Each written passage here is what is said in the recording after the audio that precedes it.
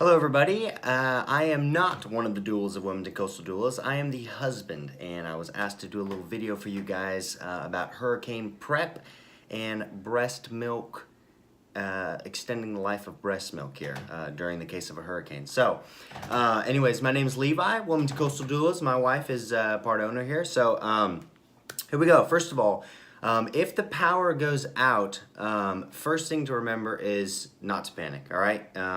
There's a lot of people that might be going through this storm, so there's a lot of people that are going to be here, and the best thing that you can do is not panic right away. So that's point number one. I got 4 points here, by the way.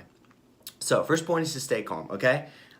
Second that I'm going to say is consider your solutions that might be good solutions for short term. So when you're pumping, if you've got an electric pump and you lose your power, then you might consider getting a hand pump in the meantime. It's a good short-term solution, but it's not going to be a longer-term thing, but it will, it's a good short-term solution until the power comes back on. Sometimes power will only go off for a day, maybe a couple hours, and they'll get it back on. We have a good power company here. So that's the second point. The third point is, or the third tip, if you will, they're not points, they're really tips.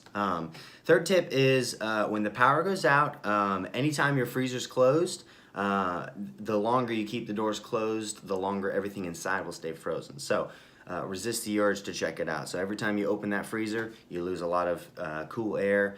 Things get defrost a lot faster, okay? So resist the urge. Everything's cold in the freezer, and typically it's about 48 hours is what everything in the freezer will stay if you don't touch it at all. So resist the urge, don't open the freezer, and your stuff should stay for longer. And again, if the power comes back on, which typically it's not that long again, if it's not major, we're hoping that this hurricane is not as bad as they say, we're praying, but if it is, then we want to be prepared, and we want to give you guys some tips, okay? So resist the urge to check everything out in the freezer, leave it closed, let it stay cool.